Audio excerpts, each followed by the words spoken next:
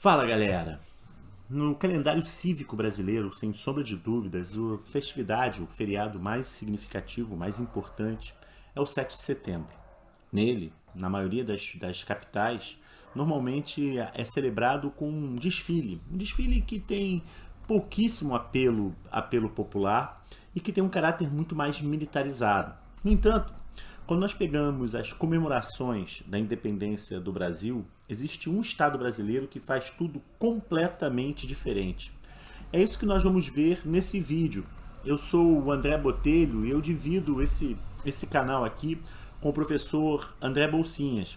Por favor, se você puder curtir o vídeo, a gente agradece e peço também para você dar uma passadinha nas descrições, que eu vou deixar aqui o endereço, o link para o nosso curso, nossa plataforma com mais de 50 cursos, para você tanto se preparar para as provas, como para você também que gosta de história e quiser se aprofundar um pouco mais.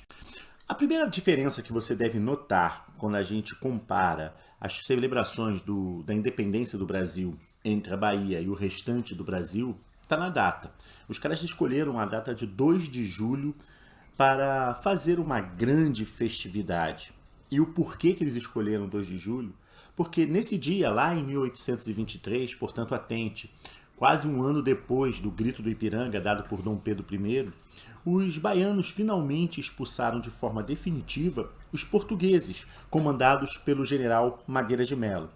E o general Madeira de Melo, ele nada mais era do que uma ponta da estratégia desenvolvida pelos portugueses quando se deu início às desobediências feitas por Dom Pedro I. Quando no dia 9 de janeiro, no famigerado Dia do Fico, o Dom Pedro decidiu desobedecer às ordens de Portugal e ficar no Brasil. A partir dali, você começa todo o processo que vai desencadear na independência.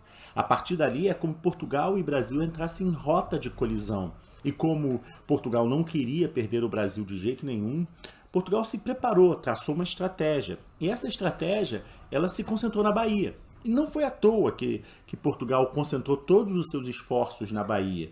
Ele o faz porque Bahia era a segunda província mais importante do ponto de vista econômico. Salvador, por exemplo, tinha um porto que tinha uma dinâmica comercial muito interessante e muito intensa. Você tinha ali, tanto do ponto de vista das importações, quanto da exportação. E a ideia dos portugueses era simplesmente, se a gente tomar a Bahia, a gente vai causar um prejuízo tão grande a Dom Pedro I, que nós vamos enfraquecê-lo. E o passo seguinte, na cabeça dos portugueses, uma vez tomada a Bahia, era avançar por Nordeste e separar o Nordeste dos domínios de Dom Pedro e, a partir dali, atacar o Rio de Janeiro. Portanto, o esforço na Bahia foi enorme. E a escolha do Madeira de Melo para a função de governador das armas não foi à toa. Só que quando o Madeira de Melo foi escolhido, ali no 19 de fevereiro, houve uma reação imediata de parte da elite baiana, que se dividiu ali. Uma parte da elite foi a favor do Madeira de Melo, normalmente aqueles que residiam em Salvador, que tinham uma influência muito grande ou se davam muito bem por conta das importações e que tinham a seguinte expectativa: o Madeira de Melo representava a possibilidade de um retorno de negociações ou de aproximação com Lisboa. E esses caras, como dependiam de monopólios, eles ficaram favoráveis ao Madeira de Melo, apostando numa regeneração das relações Portugal-Brasil. Já a elite agroexportadora, latifundiária, que era do interior, foi contra o Madeira de Melo. E foi esses caras que organizaram a resistência. E essa resistência foi uma resistência de longa duração. Foram 17 meses de conflito. E nesses 17 meses de conflito vão surgir ali os primeiros grandes heróis dessa pátria que está recém-nascendo ali, ou os grandes mártires.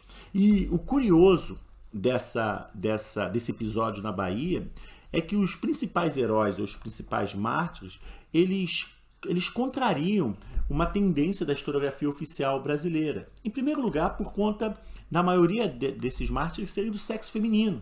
Né? Os grandes nomes que são sempre relembrados nos 2 de julho é a Joana Angélica, que era uma religiosa que, assim que explode os conflitos dentro de Salvador, ela tenta lançar mão de sua de sua autoridade como abadesa do convento da Lapa para proteger as freiras que estavam lá dentro. Então ela se posta na porta do convento e os portugueses ignoram. Ela é morta a golpes de baioneta e ela se torna uma espécie de primeira mártir da nossa independência. A figura do meio é outra figura curiosíssima. O nome dela é Maria Filipa. Era uma marisqueira liberta que organiza um grupo de uma espécie de batalhão que teve uma importante participação na guerra, afundando cerca de 40 navios portugueses. E a terceira, talvez a mais conhecida delas todas, a Maria Quitéria, também tem uma história incrível. Ela se vestiu de homem e ela ingressou no batalhão dos Periquitos. E quando ela foi descoberta, ainda assim a mantiveram, porque ela lutava com tanta galhardia, com tanto empenho, que ela acabou se tornando uma figura muito importante no contexto das guerras de independência. Tanto é que depois do conflito, o próprio Dom Pedro I a condecora, a reconhece como uma figura importante. E o curioso, ou importante, é que estão todas elas aqui, figuras populares, né? Talvez essa face do 2 de julho explique o porquê que as festividades lá são atraentes, né? Se transformam em um verdadeiro carnaval. E é um cortejo que sai do Largo da Lapinha e parte até o bairro do Campo Grande. E à frente desse cortejo, não sei se acho que dá para ver direito, você tem a figura do caboclo, né? Um indígena. E a figura do caboclo, a escolha do caboclo, é uma escolha que divide opiniões, né? Tem uma galera que estuda que diz que a escolha está ligada às religiões de matriz africana, né? Do candomblé, que é o caboclo, é uma entidade que representa para o candomblé a figura do dono da terra. E como essa festa é extremamente popular e ela surgiu quase que espontaneamente, no ano seguinte, em 1824, você tem a primeira celebração. É bem possível que tenha a ver sim com o candomblé, mas existe uma segunda versão que é mais oficializante, né? Que diz que a escolha do caboclo é uma escolha que remete a uma idealização do povo brasileiro que vai ser muito recorrente no século XIX, quando as nossas elites vão buscar uma origem, né, de um povo tão misto, de uma complexidade tão grande. O índio parece ser muito mais palatável do que a ideia de uma sociedade mestiça. E isso vai ficar presente no século XIX e é presente nessa festa. Tanto que em 1840 eles adotam a cabocla, né, que era a Catarina Paraguaçu, que era a esposa do Caramuru, que é outra figura emblemática, inclusive na política do período regencial, como se ela fosse uma amenização da relação portugueses e brasileiros, porque ela foi uma mulher que se casou com um português náufrago e conviveram de forma harmônica. No entanto, quando eu pego o panteão de heróis da guerra na Bahia, né, talvez o herói mais pitoresco de todos eles é uma figura chamada Luiz Lopes. A história dele é interessante porque o Luiz Lopes era um cabo corneteiro e que, segundo a lenda que gira em torno do seu nome, ele foi essencial na vitória na Batalha do Pirajá. E a Batalha do Pirajá é uma das batalhas mais importantes que tem, porque quando se dividem as elites na Bahia, a elite latifundiária agroexportadora, ela vai se concentrar no interior, no recôncavo baiano. E a estratégia que os caras traçaram é uma estratégia de uma guerra de cerco. E de que maneira eles fariam esse cerco? Eles tinham consciência que Salvador dependia do interior para abastecimento. E eram eles que forneciam o grosso da alimentação. Então eles imaginaram, a gente vai cortar esse abastecimento, fechando as duas principais vias de acesso ao interior, e nós vamos cercar, vamos sufocar Salvador. Madeira de Melo ficou louco com isso, e Madeira de Melo vai investir para quebrar esse cerco. E a batalha mais importante é a Batalha do Pirajá, uma batalha que durou cerca de 8 horas, né? Tendo o grupo dos portugueses, o exército do Madeira de Melo em superioridade. É importante falar aqui que Portugal, quando concentra o seu esforço na Bahia, ele manda para lá cerca de 10 mil soldados. Ele manda para lá homens como o próprio Madeira de Melo, que eram oficiais experientes, que tinham lutado na guerra napoleônica. E tudo indicava que os portugueses iriam romper esse cerco, que os portugueses iam vencer no interior. E é aqui que entra a figura do Cabo Luiz Lopes, que era um corneteiro. Num dado momento em que a tropa portuguesa parecia prestes a vencer, estava em superioridade, o coronel Barros Falcão deu uma ordem para que ele tocasse o toque de retirada.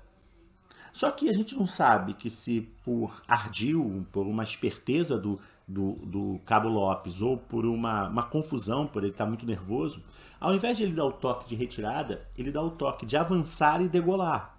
E essa confusão, ela tem um duplo efeito. Entre os brasileiros que estavam em inferioridade numa situação difícil, pareceu elevar a sua moral, né? Surpreendentemente, os caras partem para dentro dos portugueses. Por sua vez, os portugueses, quando ouviram o toque, eles imaginaram que tinha alguma coisa a mais do que apenas um avançar, já que os brasileiros estavam em inferioridade. Talvez eles imaginaram uma cavalaria vindo pela retaguarda, algum ataque pelos flancos. O fato é que essa confusão toda, para alguns historiadores, né, que defendem essa ideia de mito, foi decisiva. E é curioso que o Cabo Lopes, né, o corneteiro, ele recebeu uma homenagem muito recentemente, em 2004, no Rio de Janeiro, né, no bairro de Ipanema, que é um bairro repleto de ruas que homenageiam essas figuras da independência brasileira e da construção nacional, né? Você tem ali uma rua chamada Maria Quitéria, a Joana Angélica, o próprio Visconde de Pirajá é um importante latifundiário que organizou o exército em dado momento. E na esquina da Visconde de Pirajá com a Garcia Dávila, você tem essa estátua aqui, que é a estátua do corneteiro. E é uma estátua que é curiosa, porque você está elogiando, está fazendo uma exaltação de uma figura que foi muito importante do ponto de vista militar.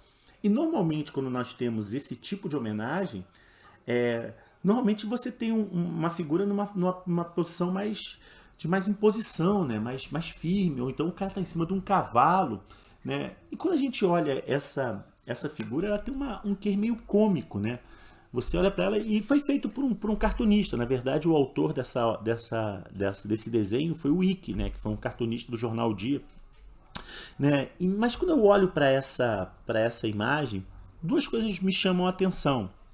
A primeira delas são as pernas invertidas, né? As pernas invertidas sempre me lembram uma figura do folclore brasileiro, que era o Curupira, que tentava ludibriar os adversários da mesma maneira que o Cabo Lopes ludibriou. E a segunda coisa que me chama a atenção é um pouco mais crítica, né? Porque o Cabo Lopes ele acaba reforçando uma ideia da historiografia oficial de que a nossa independência foi um grande acordo. E no que o Cabo Lopes, nessa estátua e na sua história, reforçam? É como se a guerra não fora vencida pela astúcia ou pela habilidade dos militares brasileiros, naquele jogo de avançar e recuar, de resistência, de força. É como se nós tivéssemos vencidos pelos ardis, pela malandragem, pela esperteza, pela confusão, pelas tais pernas tortas. Então, quando olho o Lopes, eu acho que o Lopes ele diminui um pouco, ele não contribui. Tanto é que há uma grande divergência se ele de fato existiu ou não. E ele é muito diferente de pessoas como a Maria Quitéria, como a Joana Angélica ou como a Maria Filipa, que são pessoas autenticamente do povo e que, por serem do povo, talvez justifiquem o fato dessa festa ser tão popular e ser o segundo evento que mais apelo tem. Só perde pro Carnaval da Bahia. É isso, galera. Espero que vocês tenham gostado. Curte aí e um abraço para vocês.